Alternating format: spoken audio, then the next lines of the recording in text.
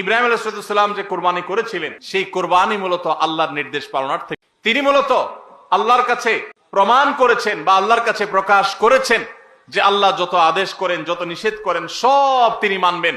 এমনকি নিজের সন্তানকে কোরবানি করার নির্দেশ আল্লাহ করার পর সেটাও মানতে তিনি প্রস্তুত হয়েছেন। আল্লাহ সন্তান কোরবানি হইতে দেন নাই, কিন্তু তিনি পরীক্ষায় পাশ করে ফেলেছেন। এই কোরবানি আমাদেরকে শিক্ষা দেয় আল্লাহর আদেশ নিষেধ আমার যুক্তিতে ধরুক আর না ধরুক, আমার বুঝে খাটুক বা না খাটুক, আমার পক্ষে যাক আর বিপক্ষে যাক, আমার ভালো লাগুক আর না লাগুক, সর্বাবস্থা আমি আল্লাহর আদেশ নিষেধ মেনে চলবো। এটাই হলো কোরবানির প্রধান শিক্ষা। আল্লাহ তাআলা আমাদের সবাইকে সেই শিক্ষা মাথায় রেখে শুধুমাত্র আল্লাহকে খুশি করার উদ্দেশ্যে কোরবানি করার তৌফিক দান করুন।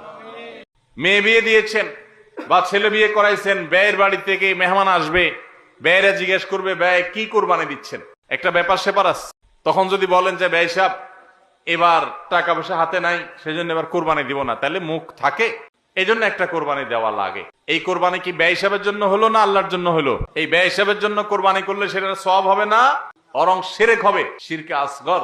এটাকে শিরকে আসগর বলা হয়। আল্লাহ তাআলা আমাদের সবাইকে আল্লাহকে খুশি করার জন্য কোরবানি করার তৌফিক দান করুন।